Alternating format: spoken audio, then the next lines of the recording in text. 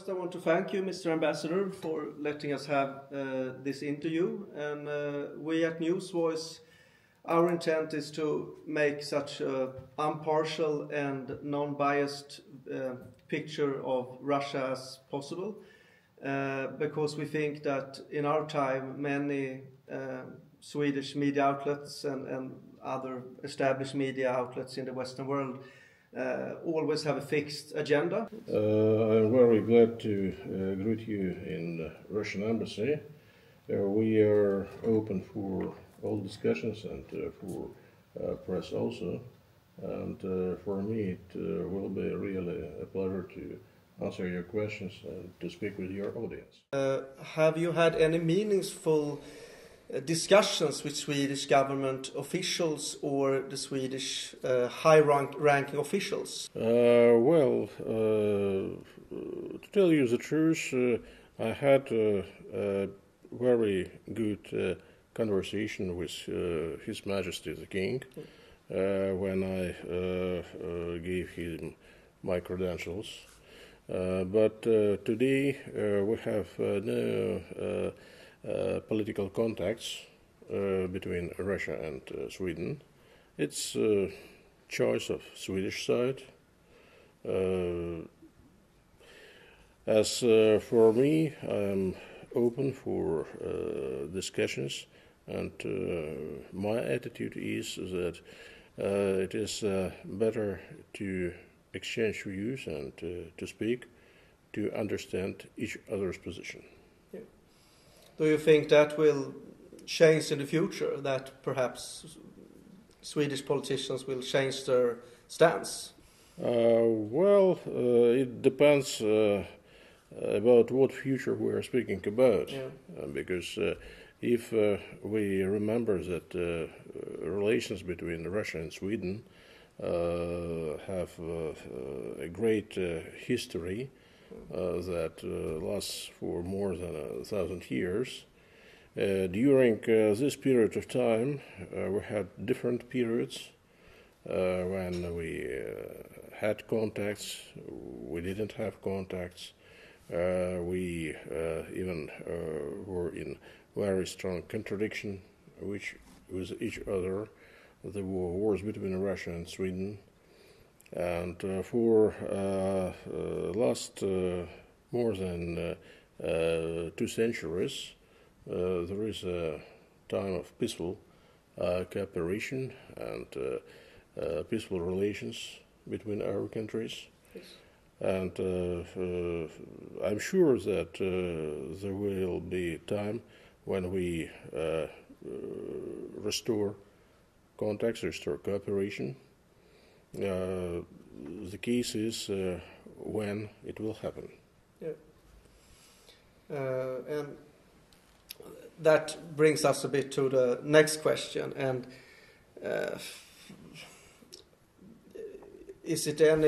do you see any leaning in the Swedish political spectrum towards understanding Russia, or is it like what you call a dead set? Is it like very hard to improve, do you think? There is, of course, mainstream, and this so-called general attitude is now very much against Russia, and it depends, of course, on the propaganda and attitudes of political elite and of mass media. You can see that whatever happens in the world, whatever happens in our Baltic region, the first thesis is that it's Russia who is guilty. Yeah. And we can see this issue on the example of this cable accidents in Baltic Sea, when the first reaction is that when cable is damaged, it's Russian operation or sabotage or something like this. And it is in the headlines. Yeah.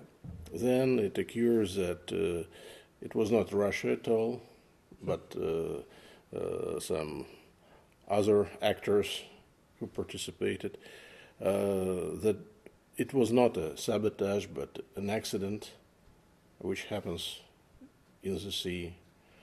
But nobody will publish an article that, well, guys, we were wrong. Yeah, exactly. Yeah. It was not Russia.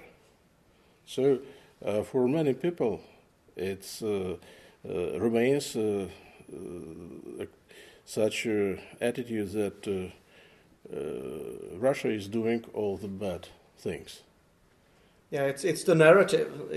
And I've Googled about accidents at sea cables, how often it occurs, and it occurs pretty often, or very often to be exact. So it's a bit interesting that they decided that it was Russia, and then they discovered that it was not. It was an accident, and like you said, it was very little press coverage of that. Yes, and of course such attitude influence the public opinion, and ordinary people in Northern European countries, as we know, are well educated. It's countries where people really like to read newspapers. Yeah. And believe what they learn from, for example, TV and so on and so forth.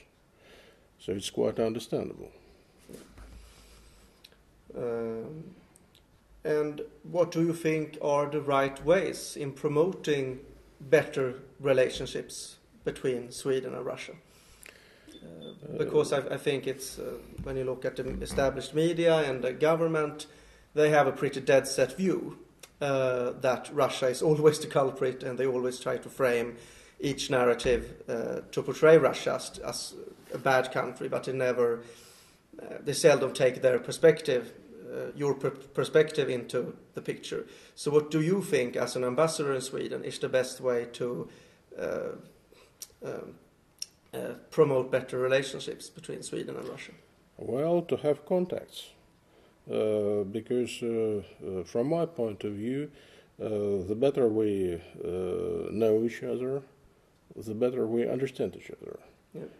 We can be of very different opinions on some issues, on politics, on values, on some other issues, but we should respect each other.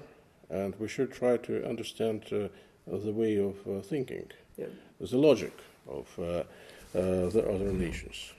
Today we have the situation where there is no political contacts, but at the same time there is no contacts between people, there is no cultural exchanges, there is no sport events, because you know that Sweden is among the countries who oppose very strongly the participants of Russian sportsmen in international events. There is no economic cooperation. Tourism is on a very low level. There is even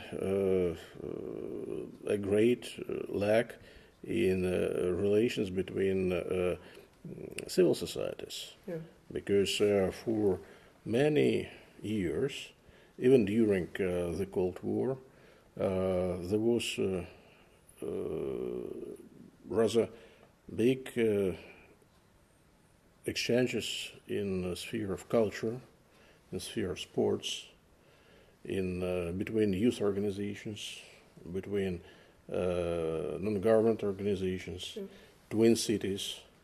Now all these contacts are collapsed. Is it possible to speak about, for example, ballet, not taking into account Russia? Yeah. Is it possible to speak about, classic music, about opera, without taking into account Russian theaters. Is it possible to speak about, ice hockey? Chance of making the playoffs at the end of the tournament. All right, the Swedes have the manpower advantage. In the corner, Nilsson. Nilsson leaving it there for Lundstrom. Back to Nilsson. He's all alone in front. And he got a shot away. Saved by Tretiak, and the puck winds up in the center ice area. Sjoberg, Börje Salming still out there. Sjoberg shooting it in, offside, and the face-off will be just outside the Soviet line. I was a child in 1970s and lived in Canada, where my father worked in the Soviet embassy. But I do remember how Russian, or I beg your pardon, Soviet hockey team came to Canada, and Canadians went to the Soviet Union to play. And it was a great event, both for the Soviet Union and for Canada, because it was two great teams. Yeah. And it was really interesting. Today, we do not have this. The better people have possibility to contact with ordinary people. I do not speak now about diplomats, politicians, but about, people-to-people contacts. The more contacts you have, the more information you have about how people live in another country. Usually, the better is your attitude to this country, because you see that, Russia, for example, is not a place you should be afraid of. I should say that contacts, mutual understanding, mutual respect, and mutual confidence is the key points if we speak about the relations between not only the countries, but between the peoples. One should not think that he or she is better only because, he represents some certain system of values. Yeah. We should understand that people are different. We respect Swedish traditions, Swedish society. We respect of how Swedish people do understand the world around them. But at the same time, Russians have a little bit different attitude to values and to life traditions. If we even within Russia see different regions, in Caucasus, for example, Chechens, they have a very different way of life than people in Moscow. If we see Muslim population of Russia, for example, Tatarstan, they have their own way of life. And, the same stands for almost all people, because you should not expect that, for example, people in Middle East or in Africa will act and live in the same way as we live, for example, in Russia. And we should not make them to live like we. They have right to choose their own way, to have their own culture, their own traditions. And if we understand this, if we understand that all people have right to be themselves, it gives us a very good ground for cooperation and understanding. Yes. Because, many good things we can see in Northern Europe and in Scandinavian way of life. in Swedish society that was once upon a time a society of common prosperity. For example, when we were developing laws in our country, we examined very carefully the forestry laws of Sweden and Finland, because these countries have great traditions of forestry. And when we made our new laws about forest industry, we took many valuable ideas and experience from the Nordic countries. It's natural. Okay.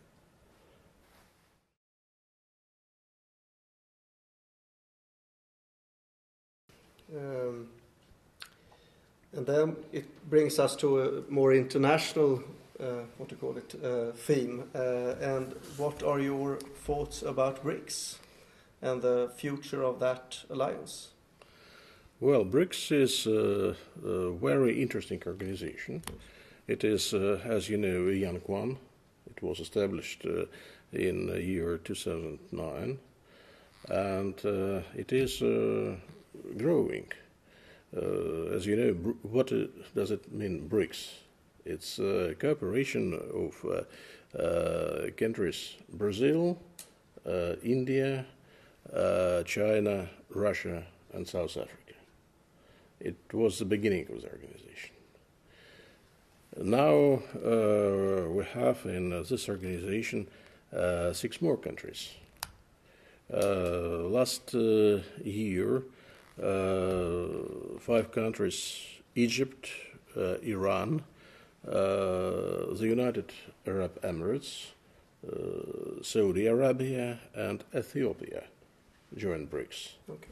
And in the beginning of this year, Indonesia also became a member of this group. And there are a lot of countries who not only want to cooperate with BRICS, but want to be in. And now there is a new issue, candidate to member states. And now we have several candidates to BRICS. It's Belarus, Bolivia, Kazakhstan, Cuba, Malaysia, Thailand, Uganda, and Uzbekistan. Now we have the situation when G7 countries make about 30% of global product, and countries of BRICS about 37. Yeah. So more than G7. It is very important that cooperation of BRICS countries is aimed at improving of living standards of our population. So we really do increase the level of life of our people. And BRICS has several dimensions. It's politics and security, it's economic and finance, it's cultural, science, human contacts. And let's take as an example scientific dimension to fight dangerous disease. Yeah. There is a special medical journal published by BRICS countries in which doctors, scientists, researchers, and even students may suggest their own fresh ideas. So it's a very good source of communication.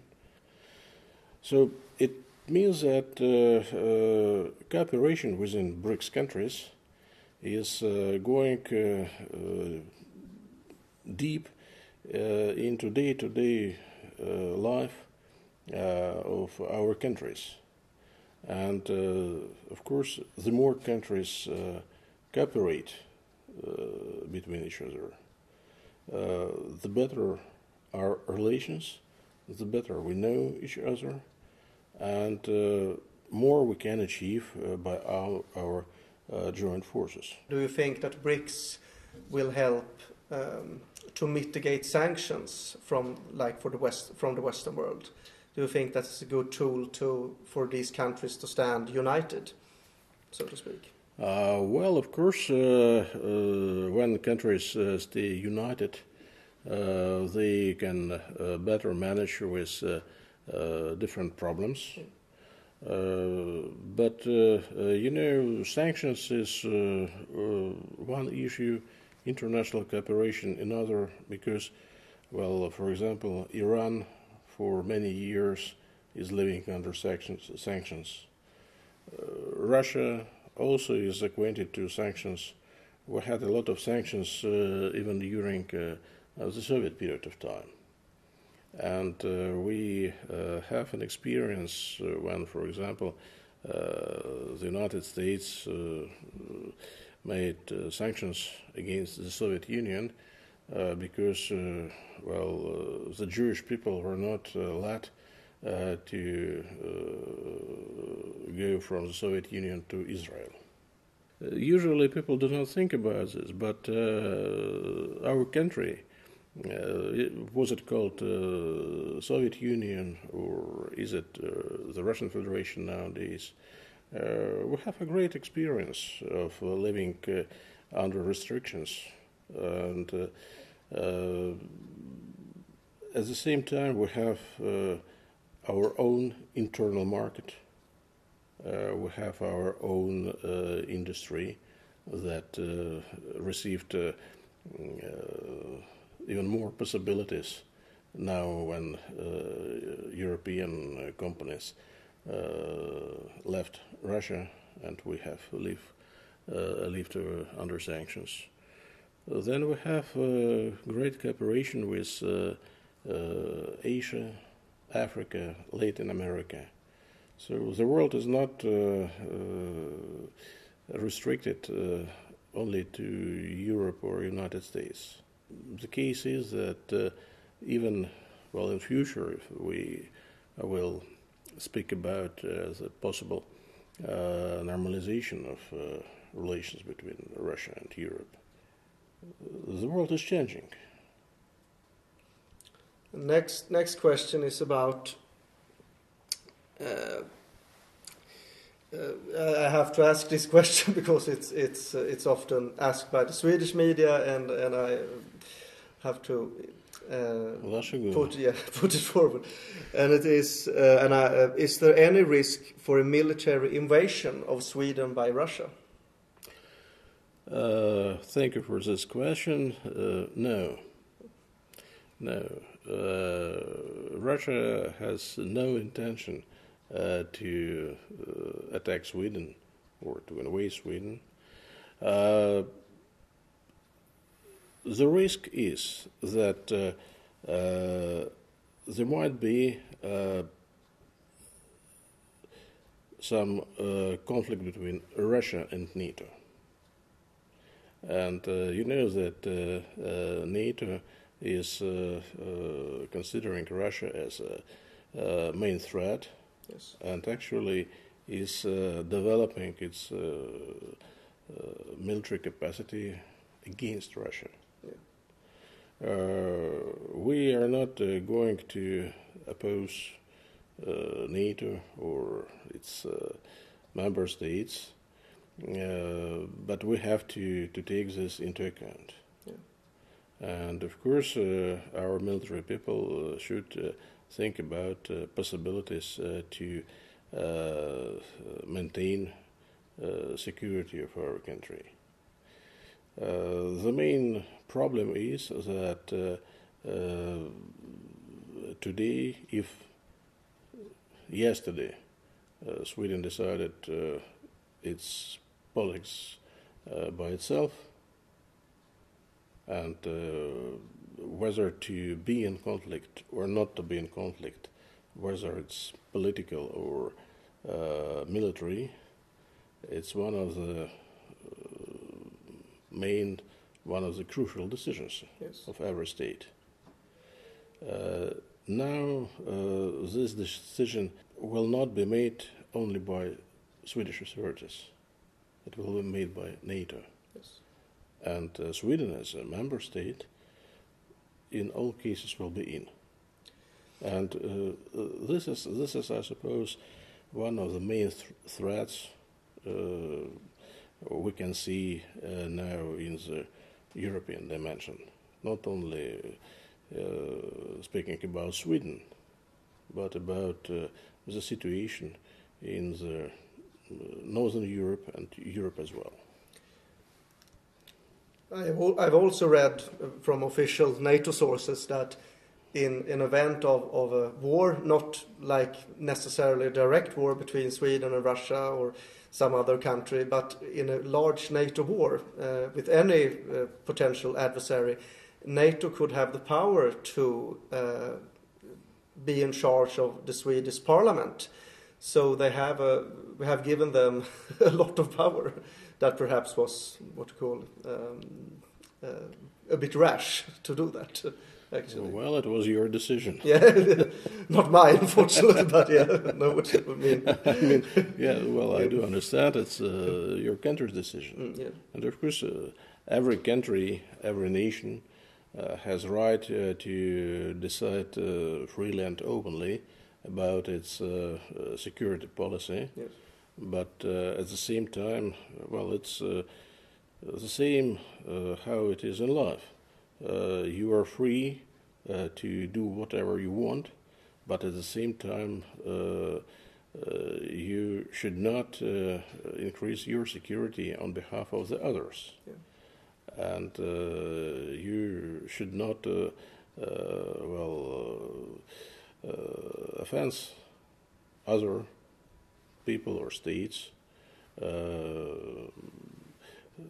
by increasing your security or doing what you want. You should understand the consequences, and you should understand that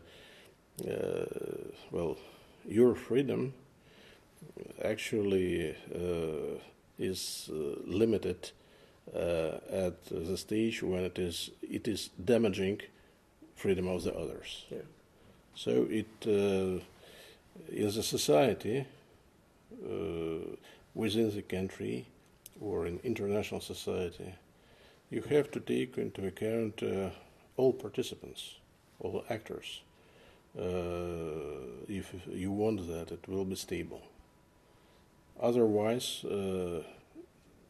it will be a wild world where the rule of the strongest will take part. Do you think that Trump his administration will help ease the relationships with between NATO and other countries, or will it worsen them? What is your bit of a quick follow-up here? Well, the United States is the leading ally within NATO. Yes. And I suppose that this situation will continue. As for what will be the dimensions of new American administration politics, it again depends on them. And let's see how it will develop. As we can understand, President Trump is taking into account, first of all, interests of his own country. Yes. And to what results it will lead, it's a question for future.